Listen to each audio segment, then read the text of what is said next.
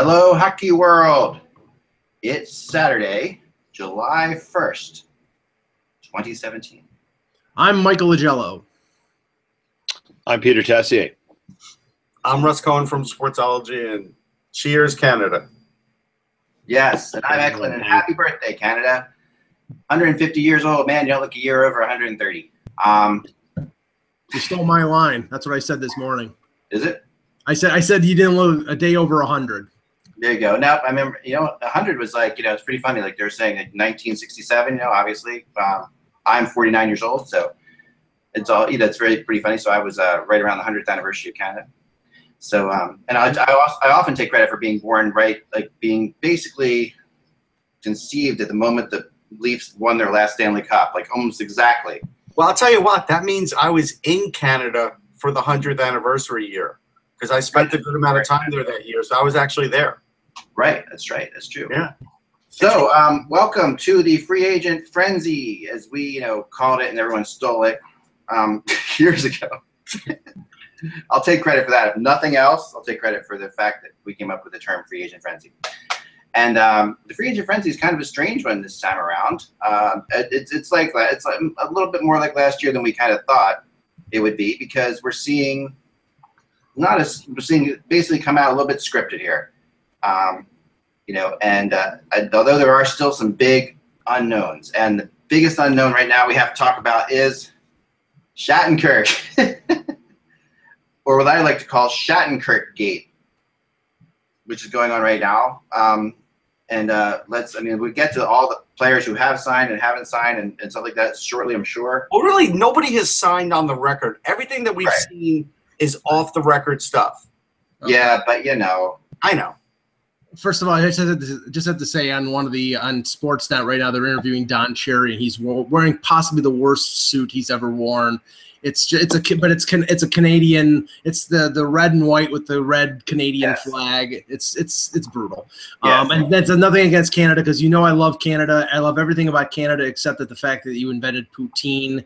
So anyway, whoa, hold on now. Poutine's disgusting. It is disgusting. But why would you bring that up on a birthday? It's like, this is a day to celebrate, and you're already picking on them. That's ridiculous. If we're going to go down about nationalistic foods of disgust, that slippery slope, fellas. We don't have time for this. Let's move on to okay. Let's talk about Shattenkirk. Okay, now Shattenkirk. 7 weeks. Yes. Came out with a report that Shattenkirk had signed with the New York Rangers, which was, a little surprising given what had happened over the last 24 hours. But hold on a minute. What's happening now? Larry Brooks has now come out, and we have Larry Brooks versus Kevin Weeks in a grudge match to the death. Here, I'll use an old wrestling analogy. Kevin Weeks is Andre the Giant, and Larry Brooks is Killer Khan jumping off the top rope and breaking his leg. That's what it is. Because basically that's what's going on here, because Kevin Weeks came out and said 4-year deal, $6.9 million per, which is a lot shorter than anybody thought, but more money. And Larry Brooks basically just pile-drived Kevin Weeks and said, no, this is inaccurate. So we don't know what the hell is going on. Of course it's an inaccurate deal for the Rangers. Why would they ever sign a guy just for 4 years? Like right off the hopper, that's an inaccurate deal. Well, all right, but Kevin Weeks got this from someone. Sure. That was probably the starting point. Yeah, I'm curious about this one because, usually I'm not going to say, Kevin Weeks is a trade breaker, but he's not a guy who makes up stuff either. And he got somebody, and I'm not going to say Larry Brooks has his enemies within the Rangers organization, but he might. Larry is very, very tied in, but also has had his moments for sure. So I don't know what to go with on this one. Well, here's the part you should go with. All right. He's not taking 4 years. He's not. No, he's taking 5 or 6 years at the minimum. All right, all right, here we go. Wait a second. Told that Shattenkirk this is Larry Brooks, is in fact willing to leave millions on the table to play with the Rangers. That's Larry Brooks. Now, I know that. But the thing is here is term. If he's willing to leave millions of dollars off of the table, then I'm assuming the Rangers are going to give him more term, like 5 or 6 years. It's not going to be $5 million for 4 years. No way.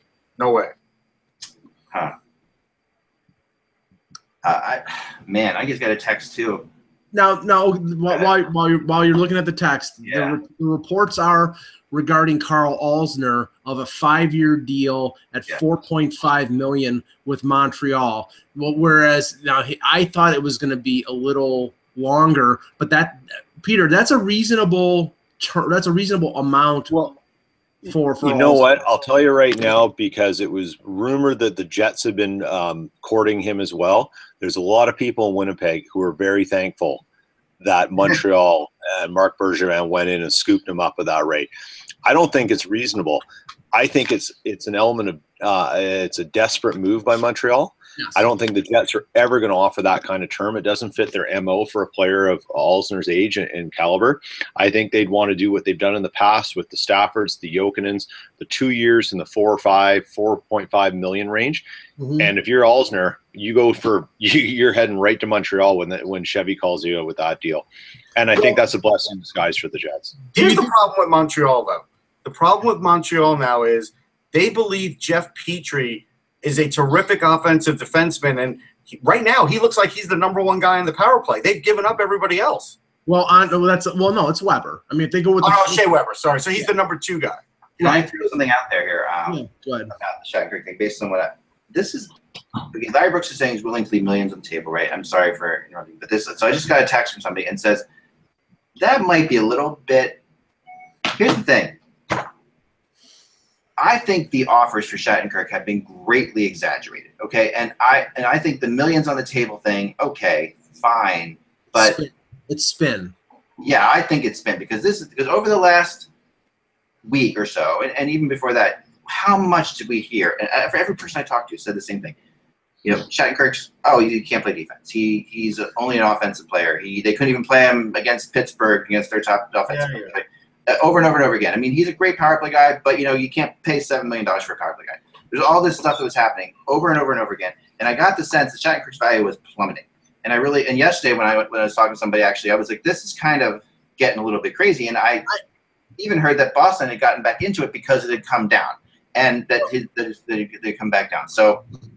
Over the last few days, Shattenkirk got mentioned in connection with Toronto, and then you know that there's spin going on and sort of disinformation going on. But when Toronto is being floated out there, all that is being done is to jack up the price. I mean, I don't know. Go ahead. It's really just semantics. I think if Kevin Shattenkirk signed for the Karl Alzner deal, we've been saying, wow, he left millions on the table. He's not signing for that deal. The deal he's going to sign for will probably leave $1 million or $2 million on the table. That's what we're talking about, and that's why it's just semantics. And he would look. It's like buying something on sale at Macy's. He was never going to get $8 million, but if you walk into Macy's and you pay full price, you get what you get, right? He was never going to get retail price. He was always going to have to go for like that close to $7 million for as many years as he could get, and that's fine. I mean, again. Well, everybody wants to just say he can't play defense. They have somebody who can cover for him. They have Ryan McDonough or they have Brady Shea. That's not a problem. Right. Now, another thing, the other big player I want to throw out, because this is happening as we speak as well, there are 2 teams aggressively pursuing Radulov beyond, Montreal, who really is not aggressively pursuing him at all. Montreal is basically waiting to see what he can get out there. And those 2 teams are Dallas and Florida. And I think Florida is way out ahead of Dallas, so I want to throw that out there in terms of talking to people. I think Florida's got the best shot here. Florida right now is so desperate for wingers, that it's. Yeah. I mean, they buy out UC Jokinen. They're walking away from Jaromir Jagr. If you look at their roster right now, they have two wingers on their roster. Right. They have Jonathan Huberdeau and there's one other, Dennis Malgin, and they have nobody else that was on the NHL roster last year as a winger. Everybody else that's retained or under contract are centers. So, I mean, just got as well texted to me that Tyler, I'm sorry, throwing this out there, just interrupting, but you're right about that. And so I was told that if Shattenkirk signs with the Rangers, Tyler Johnson will be traded to the Rangers and a defenseman will go back to Tampa. I don't know what that means, but why? Why would that happen? Why would that happen? I don't know. I'm just telling you. I'm telling you. You tell me why it would or would not happen in your opinion. The Tampa Bay Lightning is the retirement home for every New York Ranger. Ryan Callahan's there. Dan Girardi is going to sign there. Does that mean Mark Stahl's getting traded to Tampa? I don't know, but we do have a breaking news though. Darren Dreger just said that Nick Benigno is going to Nashville for 4 or 5 years. So Nashville got aggressive. Good for them. At $4.5 million. That was going to happen yesterday because I heard Benigno was really impressed. I talked to him while that was going on as well down there. And not, couldn't say, of course, you're a free agent, but he kept saying how much he was impressed with the situation around Nashville. Yeah. And he's a fast player, he's a quick player. Makes sense with Kane. He's 18. He feels like a Predator type player. He does. Actually, if you really want to get down to it, he's a replacement for Mike Fisher if Fisher decides to retire. That's what he is. $4.5 million was the reported hit for Benigno. And what's interesting here is that Ryan Johansen is supposedly asking for $8 to $8.5 million on a new deal. Wow. Yeah. Well, I think that's the McDavid effect there, Peter, because everybody. Well, yeah. Then if Ryan Johansen wants $8 to $8.5 million, what's Draisaitl going to want? And let me ask you this: even though Johansen came out of an RFA deal that he held out for, and I'll go back to a local comparison, who was top 10 in the league in scoring. Mm-hmm. Is Ryan Johansen better than Mark Scheifele, who's making just over 6? No. He's very close. That's why I think he can ask. Yeah, I think he can ask for that amount, but I don't think it's realistic. He has more points, though, probably career than Scheifele. He does. Yeah. Yeah, but he's been in the league longer, too. I know, but that's part of being in the league longer. And Johansen's trying to cash in on them getting to the Stanley Cup final, obviously. No, just to go back to Alzner for a second, because you were saying, Peter, about Winnipeg's involvement with them. I mean, was that if they had signed him, was that you sign Alzner and then you flip Trouba because of the situation that's upcoming with Trouba, or that's what I would have thought. It's such a confusing thing, and I guess if the management team in Winnipeg thinks that Karl Alzner is a solution so that you can move Trouba, then we have a bigger conversation to have, right? That's a totally different one. But if that was their thinking, that it's insurance till they can find a solution to Trouba or get him out and find a solution to the loss of Trouba over time, right? There's some merit to thinking that way, even though I don't want them to think that way. Mm-hmm. But again, the reports right now that seem to be coming out around Winnipeg is that the Jets are very close to announcing a deal with Kulikov. So that's their depth guy. And honestly, the more I think about the Trouba situation, the more I think they need to see what happens in the season and where Tyler Myers is at before they do any movement of Trouba. There's lots of people who think Myers should be traded, but they don't want to give up on the guy. He's embraced the city. He's done tons of things here. And I think they want to see how does he come back from the multiple surgeries and injuries. And once they know, they can make a better decision on how best to go with Trouba. Well, this is the interesting thing in terms of a domino effect when it comes to the signing if Alzner signs with Montreal, in my mind, I think that ends any chance of Andrei Markov re-signing with the Habs. And if that happens, Andrei Markov is looking for a 2-year deal. He's been talking. He's his own agent. He's been talking with Mark Bergevin. Apparently, that's sort of been an awkward situation because when you're trying to lowball somebody who's been playing for your team for 17 years, it's a little bit difficult. If they sort of say, okay, Andre, we're not going to give you 2 years, we're not going to give you the money you want, I think Markov is going to go someplace where he can have a chance at winning a Stanley Cup and take a little bit less, which means, Washington, Pittsburgh, Tampa, Toronto, Chicago. I don't know. Radulov took 1 year. If Radulov's willing to take 1 year, Markov might too. Radulov took 1 year coming back from the KHL. There's nothing. He's rumored to be taking 1 year now. 1 year at like 5.6 or 6.5. I can't remember the number. I keep hearing Markov will get done with Montreal, but I wouldn't be shocked. But there's still plenty that could happen there. That tweet yesterday of Markov working out on the video footage, him working out on the beach and everything, getting ready for tomorrow was that certainly set people off a little bit. And I'm sure. Wondering what that is. Yeah, it's a little crazy. Here's another one. So Galchenyuk for Duchene discussions are up and heated again. This has been back and forth so many times. It might happen. It might be getting to the point, though, Russ, where you've got two players that are very unhappy with the fact that they keep getting bandied around in trade talks, and you actually each side can sort of save face here. Here you go. This is the thing. All right, wait. I like what you're saying, but here's the thing, Ek. Wouldn't you think if that were the case, the deal would just be done already, and we wouldn't even be talking about it? Like they would have just done it already, but they didn't do it. Hey, Dan. We got Dan joining us. Hey, Dan. Well, let's just say this, because we know the Islanders were involved at a time with the Duchene rumors, and now. Yeah, what I said just before you came on was that I'm hearing more about Galchenyuk for Duchene again. Discussions going on. Both teams trying to maybe save face. Go ahead. Why would the Avalanche make that trade if they're so set on getting a defenseman? Thank you. Exactly what I was going to say. And plus, the thing was is like there was talk about Nashville signing Karl Alzner so they could trade a defenseman to get Duchene. Then there was talk about that was never even happening. I know, but I'm just saying there was talk, Yak. I'm not saying it was.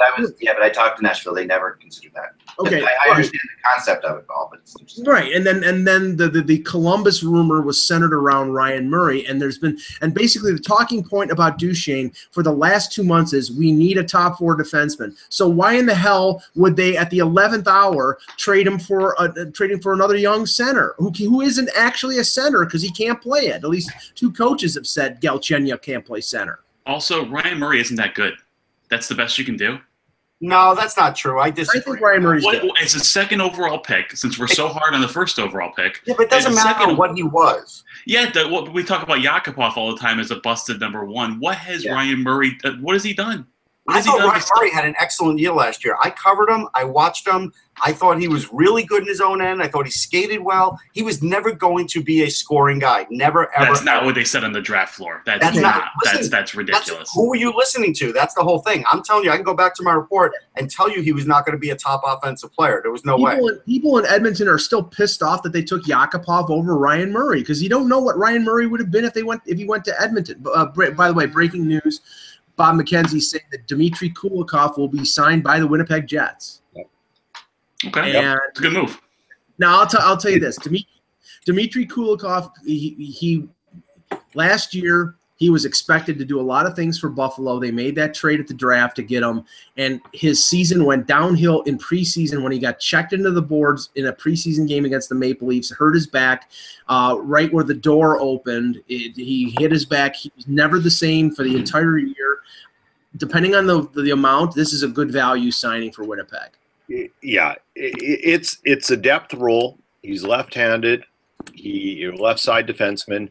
They just bought out Mark Stewart finally, and all this is. I just put a tweet out because I saw the report on Twitter. I said Kulikov is simply it's insurance, it's depth, and it's a pressure release. All it does is it's release some pressure from Chevy to worry about other things, okay? Here's your left side. Morrissey, Enstrom, Kulikov with Ben Sherratt. That's your left side in Winnipeg. Now go out and do something else that makes sense. And if you can find something, you've replaced Mark Stewart and arguably a slightly better upgrade, younger, more mobile version of him. Let's see what happens now. Go get the other holes. You covered this base, and now you've got to start doing something that really matters. And that's fine. McKenzie's also reporting that Brian Boyle is expected to sign a 2-year deal with the New Jersey Devils. Again, Russ, this is why that deal was stupid. You gave up a second-round pick for Brian Boyle. He really didn't have that much of an effect on the Leafs. What do you mean? It made the coach happy. You made the playoffs. It was worth it. About making the coach happy. I care about the progress of the team, and you give up a future second-round pick. Was the second-round pick this year? Yeah. Who cares? Yeah. Right. You're wrong about this. I do. I think it was a stupid move. How many prospects do they have? You can give up a pick once in a while. Yeah. Right. Okay. They came within a game or a goal of beating the Washington Capitals, right? So, I mean, I don't subscribe. I agree with that. That's as close as you can possibly. I mean, they got everything they could get. he also, what that guy taught those young players, you'll never know. But, you know, he's the kind of guy who does teach players. And, you know, you sit there and talk to, you know, I know Austin Matthews has said on several occasions what a great, you know, influence he was to everybody. So, yeah, to me, that's worth a pick. You know, of course it is. Yeah. You know, Anyway. you know, it's so yeah. Someone's pointing out that the Leafs and the Penguins have been essentially Traded Hainsey for Hunwick, right? Yeah, and honestly, and I disagree with Jeff O'Neill of TSN, who said that he thinks that the Leafs fell short on that deal. If it's Hunwick signing with Pittsburgh and Hainsey signing with Toronto, and I think both of them are 2-year deals, I would rather have Ron Hainsey than Matt Hunwick. Matt Hunwick is a decent veteran who stepped up into a top 4 role with the Leafs last year, but is not a very good defenseman. He's mobile, but he's not very good. And Hainsey won a Stanley Cup, and I think he's a little bit of an upgrade. He's bigger. But essentially, Hainsey is a replacement for Hunwick. I think he's a bottom pairing guy. And that's and maybe can step up to a top 4, but I don't think he's been made any promises, Russ. And I think I don't think he'll be bottom pairing, Mike. I'm telling you. Well, he's not going to be higher than Gardner, and he's not going to be higher than Riley. So we'll see. He's their third pairing guy. But that's fine. You need a third pairing guy. Yes, I agree. Here's the thing with Hainsey. Hainsey signed with Carolina after his stint in Winnipeg when he came up with the Thrashers, okay? Right. What happened in Carolina was they hired the Tony Stark of analytics, which was Eric Tulsky. And Eric Tulsky changed the way that team moved the puck. Hainsey was a direct benefit of what they were trying to do there.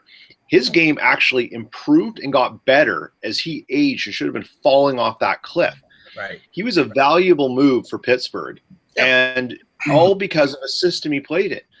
Now, you arguably throw him in a better situation with Babcock, who understands systems, has getting all sorts of guys to buy in. Right. And you've got an organization that is with Kyle Dubas and the other team that they put together that is looking at analytic systems. This is a smart move for the Leafs.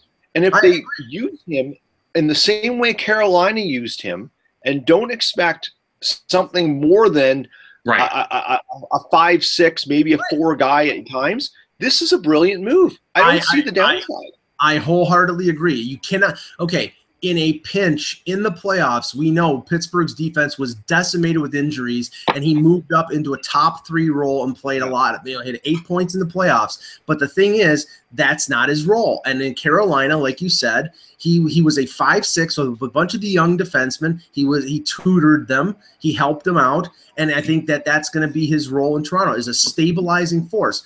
But, he's a left-hand shot defenseman. Babcock does not like to play left-hand shot guys on the right side. There's another move to be made here with the Leafs regarding defense. It may be somebody like Cody Franzen, or they may make a trade for Chris Tanev or somebody like that. But I think this is just to replace Hunwick, and it's a good move. I completely agree. But just remember, he was playing some top pairing in the Stanley Cup because of injury. It's not going to be easy to sell Ron Hainsey on 10 minutes on the box.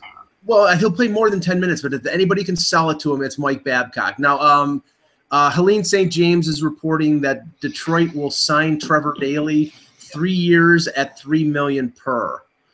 That's worth it.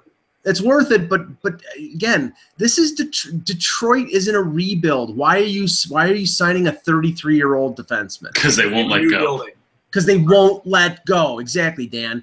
They have a new building. They're selling the new building. They also have this. They also believe in having like a wide range of ages on their team. That's another thing that they've always been about. And that's part of the reason they made the playoffs for so many years in a row. They were really good at that balance. And I think they see Trevor Daley as. I mean, he's I don't know if you call him a young, young 33 or whatever he is, but he gets injured a lot. I won't call him young. Yeah, but when he's in there, he's really effective. He is good when he's in there. And here's another one I just was texted. Canadiens are talking to Yakupov, and that makes sense. And the basic thought here is, especially they keep Galchenyuk. Yeah, like that's the basic thought is that's their selling point to Yakupov. So all this is there's a domino called Radulov sitting on top of all of this stuff, right? And that's what's happening right now. Right. So you're looking at so Yakupov, if Galchenyuk stays there and doesn't get traded for Duchene, go ahead, Dan. Jonathan Bernier to the Avalanche. There you go. Sam Gagne to Vancouver. Well, here you go. Vancouver, and if all this, it was Gagne, it was Anders Nielsen, and who was the other one? Vermeestroff, and there was one other. I mean, this is the rebuilding Canucks. By the way, it is noon, so we are open for business. Okay, Gagne's not that old, though. I think that's a good move. Gagne's a train wreck defensively at 5-on-5. He is. The Canucks are not allowed to rebuild. Yes. It's not on Jim Benning. The ownership will not let Jim Benning rebuild. You know that. Hold on. You guys got to remember one thing about Vancouver, and if you follow anyone in Vancouver who gives you the honest perspective around what's going on there, is Jason Botchford. And Botchford put out, everyone was getting optimistic about this, but what it really is remember the Canucks are for sale right now. They are a team that is for sale. This is a team that's going to do a cheap reno, fix it up, make it look good, and then get it. Then the Aquilinis are going to sell it out. You add in Nielsen, you add in Del Zotto, you add in Vermeestroff, and throw in Yakupov if you can do it. It's a cheap reno. Get it out, make it look like they're heading in the right direction, and they're placeholders too for the youth that they have. Right. This is exactly where the Jets were 5 years ago, and they're taking the same approach. I was just texted that Justin Williams is going to Carolina. I'm checking into it right now. Yeah, wow. No, that was I mean that our KHL correspondent. Yeah, Mason to the Jets was our KHL correspondent. Ivis Kalinins was reported that earlier this morning. I didn't know how he got it, but he hit it right on and said Justin Williams was going to Carolina, which is a little weird because I would have thought that Williams would have been going to a team that he thought he could win another cup with, like he did with Washington. And Carolina, he played there before. Maybe it was the best deal and the most comfortable situation. Did we talk about the term that Matt Hunwick's getting? What is it? I heard 2 years. 3. He's getting 3. Wow. Well, Russ, I said the way he played at the end of the year last year and the way that he played in the playoffs was going to get him a multi-year deal, and the Leafs were never going to sign him for more than 1 or maybe 2 years. So I don't blame him. I don't know what the AAV for, but he's not that good of a defenseman. He's not. Average. I mean, he's really not. He skates well. The word is Shattenkirk is going to go to the Rangers, but we're working on it. Yeah, I mean, we're all expecting that, but it really depends on the term. 4 years, $7 million per year. That's what I was told. Let's find out. How much? 3 years? 3 years? 7 per. I don't know. 4 years. That's the Kevin Weeks report. He was 4 years, 6.9. That's the same thing. Okay, so. Yes, I mean, but Larry Brooks. Not definite yet, so just some thought. No. I'm just saying if that's true, then Larry Brooks is going to be eating some crow because he slammed it down. Not really. I mean, people should go easy on Larry Brooks in this case, because there's so many different. I'm not. I know, and I know people will, and I believe me. I think Twitter will be kind to Larry. I know that's not going to happen. I understand. Because he's such a likable, personable guy that you want to be kind to. Fuzzball here. Twitter just embraces people making mistakes, with such ease and kindness. Yeah, but here's the thing. All right, here's the thing though. Like less than an hour ago, Frank Cervalli posted, "Talk to Shattenkirk camp. They haven't decided where he's going to go yet, so they're really trying to get all the last-minute offers they can. They are." Elliott to the Flyers. Yeah, 4 years, 5 years, $23 million for Alzner to the Canadiens. So that's confirmed. So that's $4.5 million per year, it's more.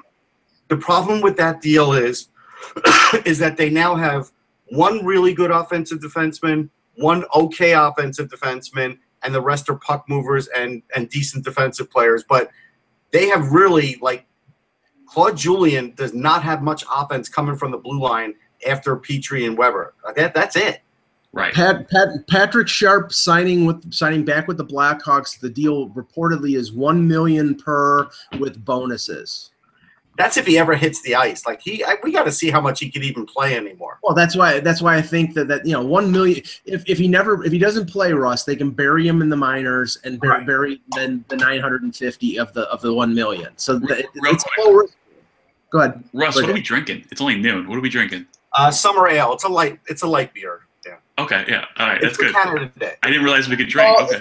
No, we can definitely drink. It's free agent day. It's also Canada Day, so you have to celebrate that. Yeah, it's Canada Day.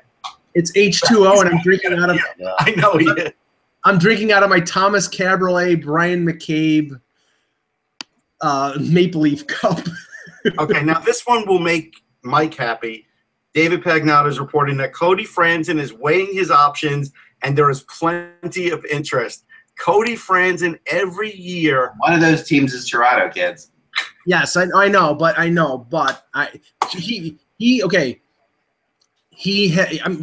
Russ, when he was still with the Sabres, when the Leafs came to town in late March, he was like, "Oh, I'd love to play for Toronto again." I mean, he's still signed with the Sabres. He was like, "I'd love to play for the Leafs." He gets contract. Yeah, he just keeps sharpening his skates. That's all he does.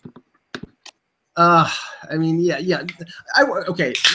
Truth be told, I would not mind. There you go. Thank you, Dan, for that. It's Canada Day, and why are all my American friends drinking? Because what's wrong with this picture? No, because they always drink, Peter. They always drink. Because you don't want to drink in front of your mom. That's why.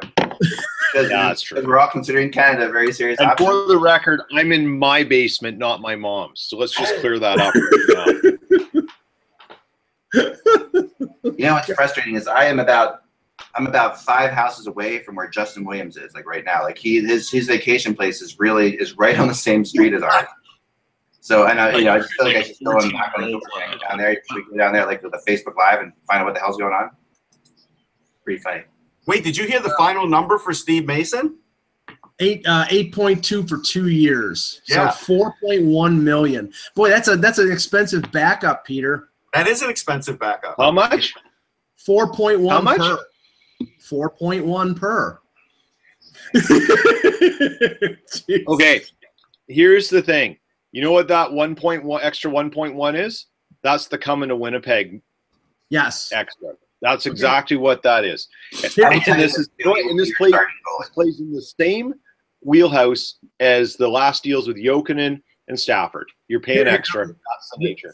From Renaud Lavoie of TVA. Here's some of the money that has been spent already. Steve Mason, as we just said, 2 years, 8.2, so that's 4.1 AAV. Jonathan Bernier, 2.75 mil for 1 year.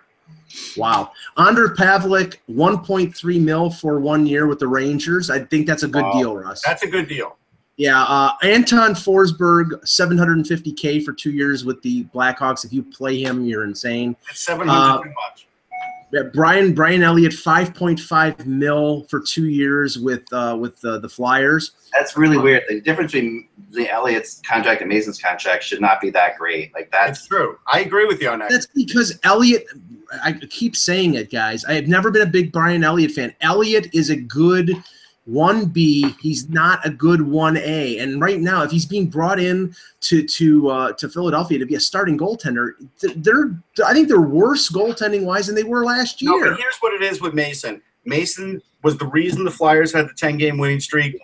Yeah. Mason was the reason they made the playoffs the year before. Yeah. He's getting paid for that. Mason can be a very, very good goalie. I mean, he has moments when he's really and it's honestly, nothing that happened in Philadelphia was Steve Mason's fault. To be honest, he is what he is. He's a certain. I've always thought Steve Mason was a good goaltender. And, I think most goaltenders are plagued by inconsistency. But at his best, inconsistent even he had a moment where he was inconsistent, but there was a whole lot of personal crap going on with his life, which was really a shame. But beyond that, he wasn't really all that inconsistent. I mean, he went from being very, very good to being very serviceable. But not terrible ever. That was. Just, what I'm saying is, at his best, I think he's a top level NHL goaltender, and he showed that at times in Philadelphia. Yeah. Now, okay, Karl Alzner, 5 year, $23 million with the Canadiens. And I haven't heard this one yet, but Benoit Pouliot signs 1 year, $1.15 million with the Buffalo Sabres. Okay, that is the salary that Benoit Pouliot is good at. $4 million is ridiculous. 1.15 for a big guy who play third, fourth line center makes sense. I have an update on Kovalchuk. Okay. I was told that I don't know if this is out there, of course, because everything's out there. Go ahead. But I was told that Kovalchuk will not make a decision until Monday. That is a big problem for him, I think, and that really points towards him staying in Russia because if you don't make a decision today and all the money's gone by Monday. Right. Here's the other one. I don't know if you mentioned it. Del Zotto, 2 years, $3 million per in Vancouver. Yeah, that was the other. That was the other one. Delzot. Okay. Colin Wilson to the Avalanche. Sam Gagner, 3 years, Oh, 9. the Avalanche. Hold on, wait a second. What's that? What? Elliot Friedman just reported that. Is that a trade? Trade? I don't know. This says Wilson to the. It has to be a trade. No, they have a Wilson, not Colin Wilson. There's a Wilson from Washington who's a free agent, right? It's not Tom Wilson. No, he's not an Tom. RFA. Hold on. Let's see which Wilson it is.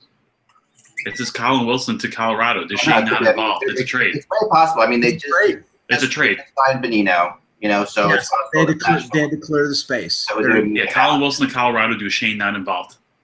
Okay. Yes, Wow. Okay. Um, Sam Gagner, 3 years, $9 million with Vancouver, and the last one is Nate Thompson, 2 years, $3.3 million with the Ottawa Senators. Which is crazy. I don't like that deal. I like him. I just don't like him at that price. Here's other things that you're reading. Like Chris Thorburn there's teams with interest. Like this just tells you how weird this market is right now. And the team that was interested in Thorburn was St. Louis. They have to fill the toughness quotient that they did by trading Ryan Reeves. That's what that tells you. Marleau's got 4 teams now. That's what he's down to. Yeah, I take Marleau on a 1-year deal or 2-year deal. Well, it's a 1-year deal. It's at least 2. Torrey and Marleau both two. going back to San Jose. I've been told that they're both going back for 2 years. I could see that. Yeah. Okay. Ryan Miller to the Ducks. Chad Johnson to the Buffalo Sabres. Anders Nilsson we know about to the Canucks. Antti Niemi going to Pittsburgh as the backup. I like that deal. Yeah.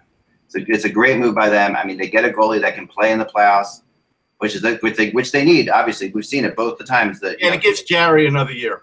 It does. Yeah, it does. Yeah, I also like the Ryan Miller deal too. Oh, I do too, and I think that's going to put a lot of pressure though. The only thing about that is Gibson. Yeah, we got to see how he can handle the pressure. I don't like the deal, but don't start with Russ. He's on. I'm just saying, Miller does not go into a place as a backup goalie. That's what I've been saying all He's signing a 1-year deal for $1 million. He's the backup. What he's signing for doesn't matter how long he's signing for. But you know what? Gibson needs to be pushed. That's fine. Maybe. There's nothing wrong with competition. Some goalies. So here's the other thing about Steve Mason. Rush, you know where I'm going to go with this. Oh yeah. You bring this up. Okay, we talked about Steve Mason as the backup, right? His expensive backup. Steve Mason only works when he is the only goalie. Right. Okay. And what happens when Mason is at his best was always in Columbus when he was the only goalie, and then another goalie came along in Columbus and pushed him, and he fell apart. Neuwirth in Philly was always a problem with Mason, but Neuwirth would get hurt a lot, so Mason would have stretches where he knew he was going to play. Mason can play 40 games in a row. He doesn't care. He's like that kind of a goalie. He doesn't get tired. He's very conservative as far as energy goes, but he's not, so he's not going to be getting tired. But the problem here is, that Winnipeg, if you're going to get the most out of Mason, you actually have to commit to him being the number one. Because as a tandem, Mason's proven never to be very good. Here you go with the price. The price of poker when it comes to defensemen has definitely gone up. Kulikov, 3 years, $13 million. So that's that's $4.3 million a year for Dmitry Kulikov. So we have to erase what we saw in Buffalo. Right, this is officially the most. My God. Matt Hunwick. Hold on. Say the term again, Mike. 3 years, $13 million, according to TSN. So that's 4.3 a year. What the hell's coming to Honda again? Where did he sign again? Because I was in the middle of things. Winnipeg. Matt Hunwick, 3 years, $6.75 million. So that's 2.25 a year for Matt Hunwick. He was being paid $1.1 million in Toronto. Here's the funny thing. What's going on? Cheveldayoff. This is very unshelled. Both of these, this Mason signing and this signing are very uncheveldayoff. This feels like pressure from above. It does. Yes. That's what I wrote in my blog today. And so just, I had a conversation with someone who basically asked to remain nameless, and I'll respect that. And then I had someone else, another local reporter as well. The first one said he was at the draft, and he said in all the drafts he's been at, he'd never seen Chevy look so ruffled like he did this year, running around, trying to make deals, looking rather flabbergasted at times. The Jets have never had anything leak out as much as they've leaked out leading up to this, the expansion draft and leading up to the UFA period, as they have this year about failed deals, I mean, they're a vault when that happens, even the things that don't work out. This appears to be the case, as the person was saying to me, that the pressure has come down. He's going to be a lame duck GM. He and Maurice both don't have contracts going in, and you better start changing course now and doing something. And the leaks are like, yeah, I'm trying. And now he's spending money, and maybe not wise money, but he's spending it. And the other thing is that I don't know if you saw him, Mac. I know you know him. He's gained a fair bit of weight in the last little while. He looked very different to me. Like I was not at the draft, but I saw him interviewed at the draft, and I was he's really surprising. I remember the first time I met him was really interesting because he and I became friends when he was with the Wolves, and when he was doing stuff with the Blackhawks, and that was way back in the first lockout. Like and he was a totally different person then. Like I can honestly tell you that I have hundreds of emails with me and Cheveldayoff, none of which since he's been general manager in Winnipeg. Not as he doesn't talk to anybody. Okay, so it's funny.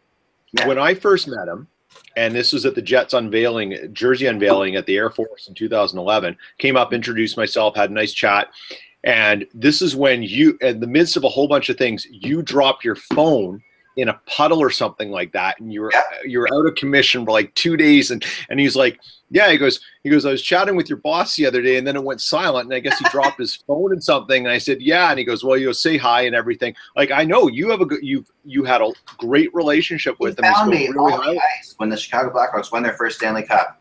He found me and introduced himself to me. Like I just emailed him back and forth. He sought me out. He found me. He came up to me. It's great to meet you. And but he really has. He is very much, as a GM, is incredibly closed, and has been very unbelievably conservative. Like just beyond, and that because I know as a member now, the Chicago Wolves are a totally different ball of wax, but the Chicago Wolves are like the AHL version of the New York Rangers, for lack of a better word, that just will spend and spend and spend, right? But I don't know if the Rangers are the best one to use. Maybe I don't know. The Hershey Bears, they're similar to the Hershey Bears too. They do the Hershey same Bears. Hershey Bears are the same way, but the Wolves really the Wolves make more money of a bigger building than Hershey has. I mean, they have a really serious situation. And they'll sign AHL free agent or AHL players to AHL contracts just to be be So that's why part of the reason I love the fact that they are connected with Vegas now, because I think that's really good. So but the whole thing, so he came from a situation in Chicago where he was extremely aggressive as a GM with the Wolves because they wanted that was the mandate. So his conservativeness, I always thought his conservativeness must have been tied somehow to the ownership in Winnipeg, wanting him to take his time and make this happen. I think they still drafted well. So look, when GMs are under pressure, we know things have to happen. It's a shame that if he's under that much pressure for this free agent class, it's the wrong time, and that's not his fault. Yeah. So that's the problem. Let me revise here. Trevor Daley got $9.5 million from Dallas from Detroit on a 3-year deal. So that's 3.31. Yeah, that's fine. That's good. That's probably the most reasonable one of them out there. But right now, like I said, that's not bad. Now I still haven't heard anything of what the Leafs are paying Hainsey on a 2-year deal, but I would guess it's probably in the neighborhood of $3 to $3.5 million, based on what the prices are going right now. Renaud Lavoie from TVA is saying Martin Hanzal is going to the Dallas Stars. Yep. That's a good landing spot for him. That's a very good landing spot. And Russ, like we were saying about Spezza getting old, I mean, having Hanzal as a number 3 behind Sagan and Spezza. I mean, that's good. You know what this does, though? This actually points towards maybe Radulov going to Florida, because can they do that? Can they get both Hanzal and Radulov? Depends on what they're paying Hanzal. Pierre LeBrun is saying Montreal and Dallas are the 2 for Radulov. That supposedly Florida has dropped out. I just talked to him. I'll find out. When was that? When did that come out? About 5 minutes ago. All right. So Toronto re-signed Curtis McElhinney for 2 years, and Dan Girardi. Still have not seen an amount on Dan Girardi, but the speculation earlier this morning is between $3 million, Mike. $3 million, but between the buyout money he's getting from the Rangers and the money he's getting from Tampa, and the fact that he's not paying no state tax in Florida. God bless Dan Girardi's agent. He's making more money this year playing for Tampa than he did it with the Rangers. One thing I do have on Radulov was this. He's a great guy. He deserves it. Good for him. Go ahead, Ed. Hockey Buzz as well, which I'm going to be doing, and then I'm becoming, so keep checking the website as well for sure, because I'm trying to do everything at once. So my order of business will be posting to the website, telling you guys, and posting to Twitter. So, but Twitter might not get to for the most part. So the trade's in for Colin Wilson. What was it? 2019 4th-round pick for Colin Wilson. Salary dump. That's it. That's a great trade for Colorado. Colin Wilson was making almost $4 million. 3.93 million for the next 2 years. Problem with Colorado getting Colin Wilson is only really effective in the playoffs, and the Colorado's got to get to the playwffs because that's not happening this year. Wilson is very ineffective in the regular season, but very good in the playoffs. So, my real quick thought on Radulov is I haven't heard that they've dropped out. Florida has dropped out. Sorry, I just got that just now. So that's confirming what LeBron said. As well, I think that Florida is also in on Joe Thornton now, which is interesting. We've all heard that. All right, so Radulov is giving the. I want to see that just so Mike touches his head a few more times. All right, Radulov is definitely giving Montreal the last chance to do this. This is what I was told. Radulov is, which is kind of good. With Radulov, you never know. Like that's what most players would do. I mean, Radulov was given a chance by the Canadiens. They brought him back. Most players, but with Radulov, never know. But he's definitely giving them a last chance to match. So, Brian Boyle's contract 2 years, $5.1 million, so $2.55 million per year. That's an increase over his salary. But he gets to go back to the New York area, which I think he played with the Rangers for a number of years, so that was probably a motivation. He's from the Boston. Yes, thank you, Dan. It's lovely. It's lovely at this time of year. His jersey will actually be made of Kevlar. Hey, he's a Metro player, man. He's back in the Metro. Yep. Yes, he is. Nashville. Here's back to the Jets. Wait, what's that, Eck? Just got a text from Nashville. As you guys know, I have some pretty good sources there, and over the years, and something big is up with them. Now, I don't know what that is. I don't think it would be Radulov. No, it might be Duchene. It might be Duchene. Maybe it's make 2 trades in the same day. Maybe it's Kovalchuk. No, I would doubt it. But it could be. I mean, but actually, to be honest, I'm totally shocked that Jim Nill would go after Radulov. That to me is a really shock. That's the player that I never would have expected him to go after. He's under a lot of pressure. I've been told ownership really wants to stay ahead of the pack. And so he's probably looking at all opportunities at this point. Have you noticed the price of backup goaltenders has really gone up? Yes. Yeah. Anders Nielsen gets 2.5. Bernier got 2.7. He's not good. No, Anders Nielsen played well in Buffalo, Dan. I've seen the worst of Anders Nielsen. I know. I'm just saying. I know what he did. I know what he did with the Islanders. I know what he did in other places. He played well in Buffalo last year. He's been up and down. Chad Johnson got 2.5 for to re-sign in Buffalo. Bernier 2.7. Now Bernier, he's probably going to be the backup. Because Varlamov, but Varlamov has had injury problems, so he's probably a 1B just in case Varlamov. And that's what it is. These 1B guys are making pretty good bank. Yeah. Well, Steve Mason's pretty happy today. But here, I want to go back to Kulikov and how we were talking about the price on that deal and what the payment is, and just given the state of defense on the UFA market. Right. Without checking, what do you think the Jets are paying their top 6 right now in total? The top 6 forwards or top 6 defensemen? Top 6 defensemen. Buffalo's okay. Defensemen. I know Enstrom's making 5.75. 23. I go 27. No. 27. Russ, you're close. I was gonna say like 25.5, something like that. 26.85. Thank you. That's not including Ben Schrott, who will now be their number 7. That is, and now here's your this is your 6. Byfuglien, Morrissey, Trouba, Enstrom, Myers, Kulikov. That's a lot of scratch It is. for that. Well, what that That's a lot of money. what that tells me, Peter, is they're going to trade one of those guys. Yeah. They're going to trade one. This just into. I just put this on the website as well. I was told by a very good source that the Bruins are once again talking to Colorado about Duchene. So the Bruins are backing on this. They're going to want Brandon Carlo. Right, they're trading Brandon Carlo. The Bruins have tons of depth with their blue line prospects. Yeah, but nobody that's close. The Bruins need Duchene. They really do. I mean, no, but here's the problem, Dan. They do have tons of defensemen, but nobody else close that's going to be an impact guy. Like we're talking 2-3 years away for a lot of good guys. Right, but I think you can make that. I think the Bruins aren't winning the cup in the next 2 years. I think you can make that deal. Yeah, I think you're right. I mean, they have the pieces, I think, to make that run. They still have something going on there.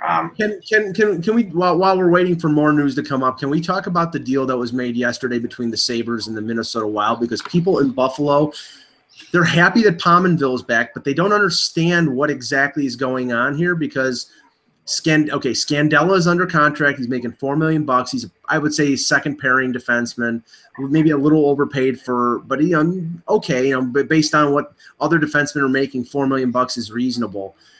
Tyler, but the Sabres actually added money in this deal, which is unusual. Pominville is declining. He's making $5.6 million for another 2 years.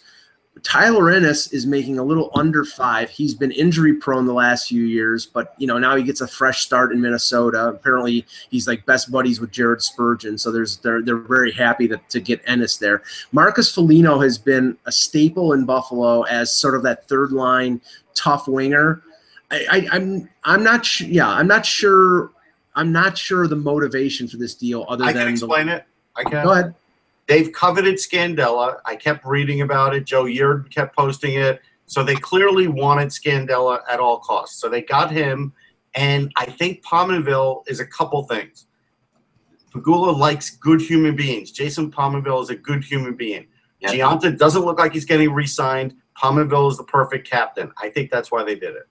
Yeah, I think that Pominville will be named captain because the one thing they don't want to do right now, especially after last year and last season and all the stuff that happened with Jack Eichel, I don't think they want to make Eichel the captain at age 20. Right. I think they want to bridge there. Pominville's popular in Buffalo. He was been captain before. They can re-sign him. Not re-sign him. They can make him captain for the next 2 years, and he'll be an acceptable captain for the organization. Now, the only thing I'm questioning here is what has happened to all the Evander Kane talk. Nothing. Nothing. Nobody wants him. And I take him. He's a second-tier guy right now. So if you put Evander Kane loose on Long Island and in Brooklyn, that would be such a mistake. I can't even tell you, Dan. It would be like Godzilla in Japan. It would right? be. Oh, I don't know. I mean, I take him. I do know. I do. The cost was right. I take him. The talent's there. Oh, the talent's there. The talent's there. If we're talking about hanging out with Josh Hosang at night, is that what you want? What's that? Do you want him hanging out with Josh Hosang at night? If we're talking about on the ice, no problem. If we're talking about off the ice, big problem. Pitlick is going to the Dallas Stars. You guys got that one right? Yeah, I like that. It's a subtle little move. $3 million for 3 years, so $1 million per. Yeah. It's a subtle little move. I like Pitlick. Yeah, it's not a bad move. I agree with you. He fills a role. Yeah. Justin Williams cap hit 4. Here now you want to know. Now you want to know why he went to Carolina? $4.5 million per AAV for 2 years. Carolina has boatloads of cap space. Yes. And they spent. Wow. That's way more. He probably got offered $1 million or $1.5 million more from Carolina than probably anybody else. Can he keep up with Jeff Skinner? I mean, I'm not being a jerk, can he? No, not many people can. I know. Yeah. So he's going to have to be second line there, then. That's fine. Yeah. They got money they have to spend. There's nothing wrong with overpaying if you have to spend money. It's fine. Yeah. I mean, here's a big one. Nick Kyprios. Big one here. St. Louis Blues, 2-year deal for Chris Thorburn. They replaced Ryan Reeves with Chris Thorburn. Talk about going back home. Mike Camilleri re-signing with the LA Kings 1 year. Wow. That's such a king. That's such a King's move. That is the king. Yeah, it's a project. If he's got anything left, it's worth it. I mean, depending on what they spent on him. If it's like if he plays 65 games, he'll score 20 goals. Yep. Okay, so let's do a lottery, or at least a over/under. How many games will Camilleri and Gaborik play in the same lineup? Together, collectively? Collectively, like how many times will they be on the same roster sheet for game time? I'm going to say 40 games. 40. Yeah, I think it'll be less than that. Camilleri, I think Camilleri can play 60 to 65 games. I'd be surprised if Gaborik plays 20. I really would. I think Gaborik is shot, and I'll be surprised if he's not. All right, we'll see. Yeah, let's see. $4.1 million per for Nick Benigno, according to Darren Drager. So that was a little less than was initially. That's a good deal. I like what Nashville has done there. He's come a long way from being my former paperboy. He was your paperboy. He was my paperboy.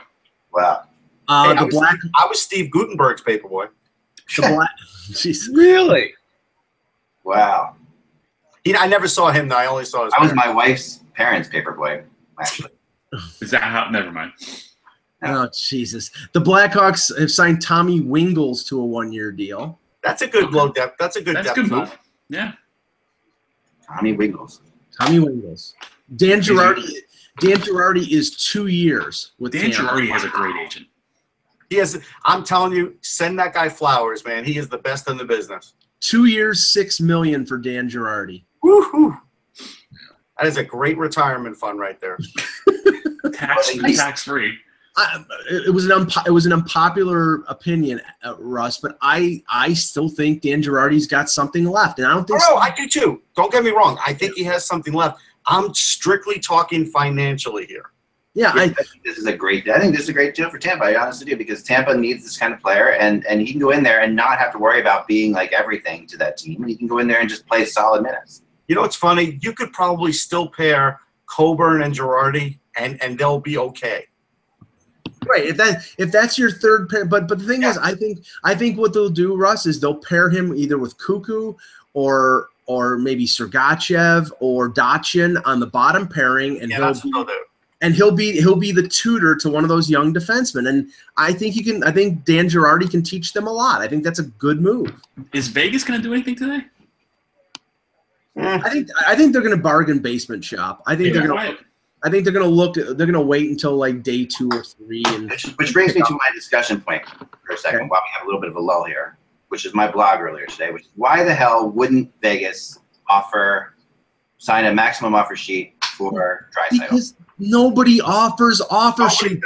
No, that's not happening. Throw that away. Nobody offers offer sheets. Okay, that I get. I understand that, but this is an expansion team, okay? This is an expansion team that has plenty of money, needs a good player, needs something to build on. Because he'll never be able to make a trade if he does it. Right. No. They don't have anybody sign. I mean, accurate. You can absolutely get it. Edmonton will not match, and Edmonton will have. They can't. Yes, they will. They said they will match. They can. If Edmonton matches max with Draisaitl, and then they have to go max with Connor McDavid. Well, they're not okay. First of all, nobody is offering Draisaitl max. They're not going to offer him $15 million a year, and it would be something like 7 years, $70 million. No, you don't do that, because then they match. But you can actually get him. And my point is, you can get him, and you can give all these draft picks, which we've proven now. I know the 3 first-round draft picks are the big problem with this, right? You do this, you give up 3 first-round draft picks. It's Vegas are a bad team. Those first-round draft picks could be very good draft picks, but we've proven with the ping pong balls, who knows? Are they really going to get a player as good as Draisaitl in those 3 draft picks? That's what I want to know. Any player that is as good as Draisaitl is good as Draisaitl 5-10 years from now. I mean, you've got Draisaitl right now. Strategically, you're right. But in reality, it's never happening, because these GMs do not want to ostracize themselves from their compatriots in the NHL. They will not do it. Then get rid of offer sheets. Right, exactly. I think they should. I mean, or either that, or make it less onerous or less. We need to do something the next CBA, we need to do something about the RFAs. We really do. You shouldn't be coming off an ELC going to $12 million. And I agree with that. Yes, and what you also need to do is you need to make it more flexible to have teams be able to make trades. If it's a Larry Bird exemption or if it's some sort of, mid-level exemption, something. Right, exactly. There has to be some flexibility. Jeff Berube. Who did? The Hawks. Oh, okay. He's really good at fishing pucks out of zone net. Nah, that's for Rockford. That's a Rockford signing. Maybe Forsberg's a Rockford sighting. No, you don't want Forsberg will Berube get a playing in the shot at NHL. the big club. Just make sure you get Forsberg some Maybe all three of them could be on the roster at the same time. Berube's good at that. Maybe get some suntan oil for Berube and for Forsberg for the back of their neck for the red light going on all the time. Ty Ratty has signed with the Edmonton Oilers. Yep. Ty Ratty. I think he is a Western Canadian kid, if I remember correctly.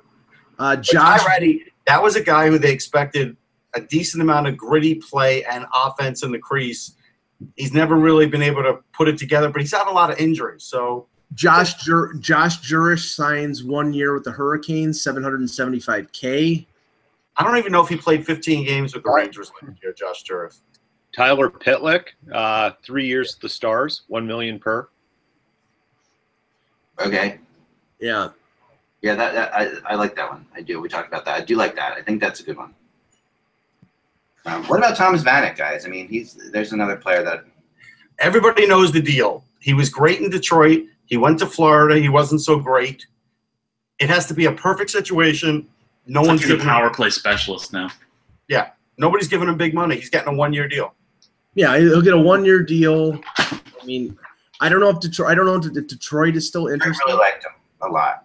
No, listen, I thought he had a great year last year, and I like the guy. I think he has turned into Alexander Semin, though, on the free agent market. You want to know Keep something? him motivated. You want to know something? With the direction that they're going, I would not be surprised if he gets signed to a 1 year deal by Buffalo. Buffalo's got this. Let's bring the old boys back. I think there is a movement to make the team more popular because of the last. He'll give him 20 goals. Yeah, more popular. The team's not popular right now. Just win. Well, Vanek left in a weird way? Yeah. Nah, not really. Not really. I mean, I think Vanek. The problem with Vanek is, and I think part of the reason he had to leave was that whole gambling thing that went on. That went on in the minors, and it sort of followed him. Like that was a Rochester thing, right? So I think he wanted to get out of the area because of that. What are we thinking about Eichel for his new contract? What are we thinking about that? It depends on whether it's an 8 year or a 5 year. If it's 5 years, it's probably going to end up. This is the thing. Everything is based on the premise of McDavid getting that 13 right, which he hasn't yet. All right, so John K has tweeted us all something that's I think is worth like a $9.8 million a year deal for 7 years. It only costs 2 firsts, a second, and a third, right? So I do that in a heartbeat. And it'll get matched in 3 seconds. Yeah, that might get matched, and that's the problem. Yeah. But the issue is here. I don't see. If I'm the owner of the Vegas team, I'm telling McVay, I don't care about this like stupid rule that you don't care when you need to get players. When all of a sudden your boss says we need to start showing improvement. That is done. I mean, it's it's ridiculous. I'm with you, Beck. I'm with you 100%. Honestly, here's and I got ripped for this. If John Tavares really wants $12.5 million, I would rather offer sheet Draisaitl and trade John Tavares. All right, let me ask you this question. There you go. Is there even a GM that's still in the league that has put out an offer sheet? I don't even know if they're still in the league in a GM position anymore. Brian Burke? Has he put out an offer sheet? Brian Burke is the last person who will do an offer sheet. I thought he Right, did. he I thought he offered sheet in Colorado a couple years back. Who did? No. Remember the couple of Colorado players were offered sheet? Yeah, but I'm saying I don't think there's a GM that's a GM any longer that has put out an offer sheet. That doesn't mean anything. I mean, it does. It does. It does mean it really doesn't. I've talked to these guys. It really doesn't. I mean, they can tell you whatever they want to tell you, Ek. No, the reason we're not seeing offer sheets is not because of this great communion thing that they have with each other. It's not. They might say that, but that's really not the case. Really, there isn't a real situation where you can do it because you're It's self-preservation. That's what it it's not. It is. costs a lot of money to do it. First off, to put an offer sheet together costs like $200,000, and you know it's going to be matched most of the time. Pocket change. But in this case, in this particular very interesting, unique case of a brand new expansion team, you know, do it, right? I mean, same way the Shea Weber deal went. Same way. Yeah. Okay. And this is going back a few years. Vancouver. Edmonton would be so screwed if they had 2 players at the max. Wait, they'll do it though. They don't care. Vancouver, I think it was 2007, Peter. Yeah. Offer sheeted David Backes. Yes. St. Louis matched it and then retaliated by offer sheeting Steve Bernier. That's what you're going to get, Ak. You're going to get retaliation and you're going to get ostracization from every general manager in the league. And then but you know what? It's not just that. And you got to remember that was when Mike Gillis basically had just taken the realm. So it was summer of 2008, actually. Because but I know what you're saying. And the last major offer sheet I can recall was the one to Shea Weber. Right. And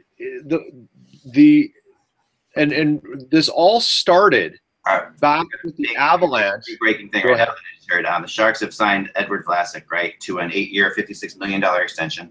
$7 million per for Mark Vlasic. That's a little rich for my blood. Martin Jones, $6 million a year. I said $6 million. So it's a nice deal for Martin Jones. 850. Oh, they signed Jones too. Okay. Yes, 6 years, $6 million per is what I was told. No, that makes sense for Jones. That's a great signing. It's actually 575 is what the cap. Yeah, no, that's a great signing.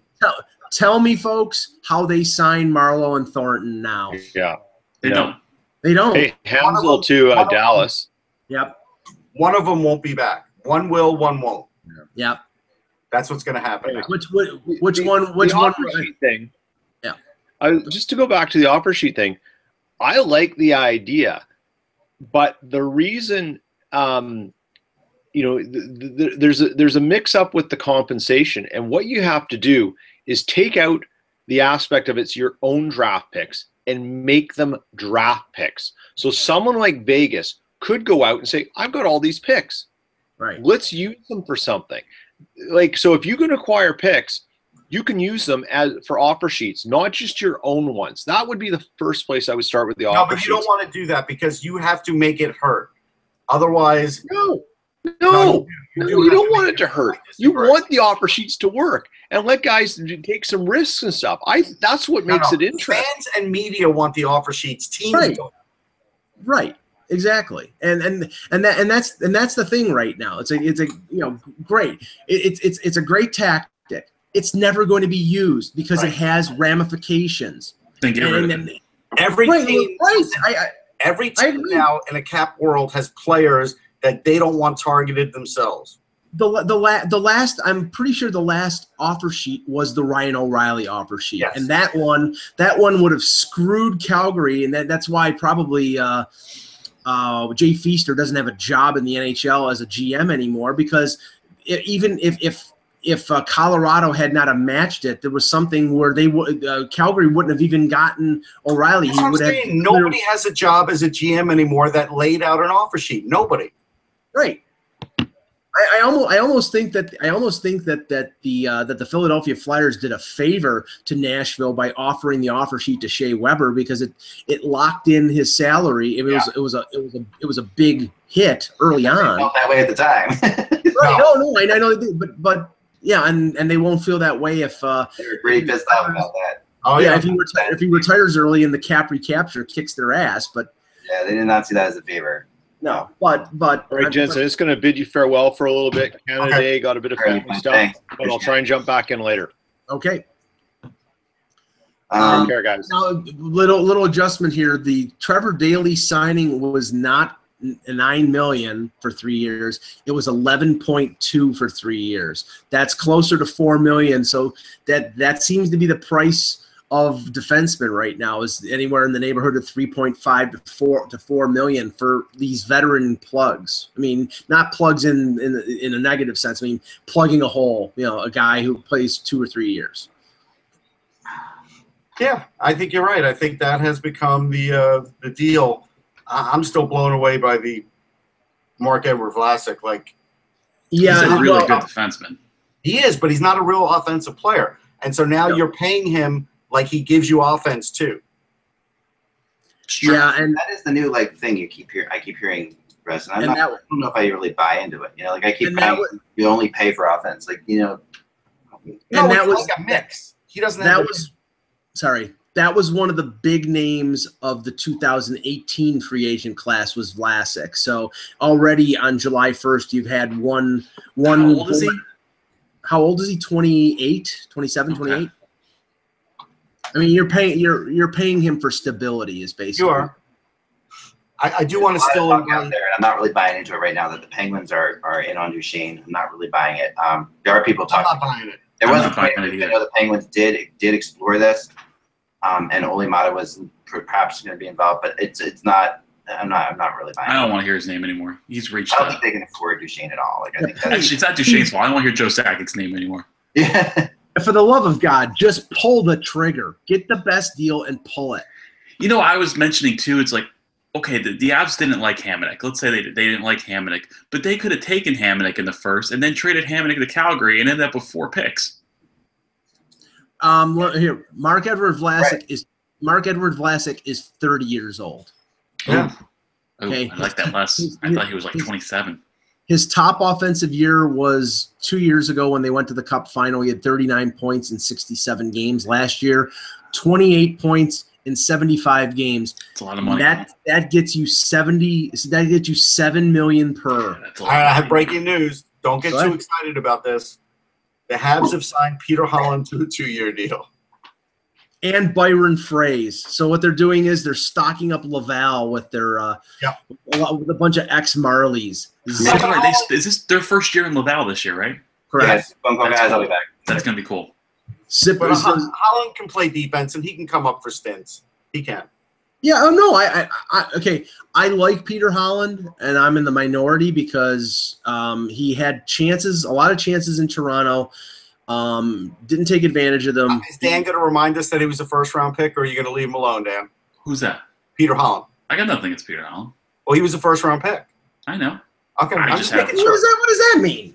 No, because he was harassing Ryan Murray from being a Ryan Murray has not lived up to his expectations. I'm sorry, he hasn't. Okay. Honestly, I would take Ryan Murray. Of course you would. But according to this, Peter Holland's second year is a one-way deal. This is a Laval move. This is definitely so now Laval has got Byron Frazee and Peter Holland that they've added. Just a couple on the NCAA track, Russ. The Leafs are going to sign Dominic Toninato, the kid from Minnesota Duluth. Their fifth-round pick. Okay, I don't have him as a high prospect at all. No, I neither do I. But I think he'll play for the Marlies this year. He'll help them up the middle. Yep. He might his ceiling might be third, fourth line center in the NHL if he makes it. But it's a good It's like he's 22 years old. He's played 4 years in college. He steps right into the pros, and his window to make an upward track, is probably shorter because he's a more mature player, and he's a big body too. So it's good that they locked up a guy who's been waiting for his chance for a few years. Let's see here. Any news? Something's hit. Yeah, there definitely is a trend here of players going back to places where they played before. I will say this, Mike, real quick. Just waiting. I'm on hold here on the phone.